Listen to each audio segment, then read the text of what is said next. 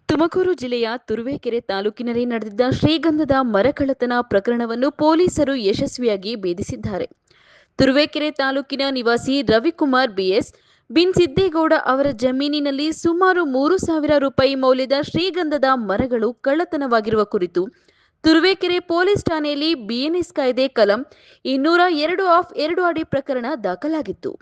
ಪ್ರಕರಣದ ಬೆನ್ನತ್ತಿದ ತುರುವೇಕೆರೆ ಪೊಲೀಸರು ತಾಲೂಕಿನ ಗೋಣಿ ತುಮಕೂರು ಗ್ರಾಮದಲ್ಲಿ ಕಳ್ಳರನ್ನು ಮಾಲು ಸಮೇತ ಬಂಧಿಸುವಲ್ಲಿ ಯಶಸ್ವಿಯಾಗಿದ್ದಾರೆ.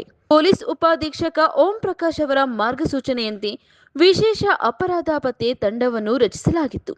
ತನಿಖೆಯ ವೇಳೆ ಶ್ರೀಗಂಧದ ಮರ ಕಳ್ಳತನದಲ್ಲಿ ಭಾಗಿಯಾಗಿದ್ದ ತುರುವೇಕೆರೆ ತಾಲೂಕಿನ ಹೊಸಹಳ್ಳಿ ಗ್ರಾಮದ ಹನುಮಂತಯ್ಯ ಬಿನ್ ಸಿದ್ದಯ್ಯ, 40 ವರ್ಷದ ಹೇಮಂತ್ ಬಿನ್ ಲೇಟ್ ತಿಮ್ಮಯ್ಯ, ಕುಣಿಗಲ್ ತಾಲೂಕಿನ ಯಡಿಯೂರು ಹೋಬಳಿ ಚಾಕೇನಹಳ್ಳಿ ಗ್ರಾಮದ 41 ವರ್ಷದ ಮಂಜುನಾಥ್ ಬಿನ್ ಲೇಟ್ ಕಾಳಶೆಟ್ ಹಾಗೂ ಶಿರಾ ತಾಲೂಕಿನ ಶಿರಾ ಟೌನ್ ಮೇಗಳಪೇಟೆ ನಿವಾಸಿ 57 ವರ್ಷದ ಚಾದ್ರಿ ರುಹುಲ್ಲಾ ಬಿನ್ ಲೇಟ್ ಚಾದ್ರಿ ಬಸೀರ್ ಸಾಬ್ ಸೇರಿದಂತೆ 4ವರನ್ನು ಪೊಲೀಸರು ಬಂಧಿಸಿದ್ದಾರೆ.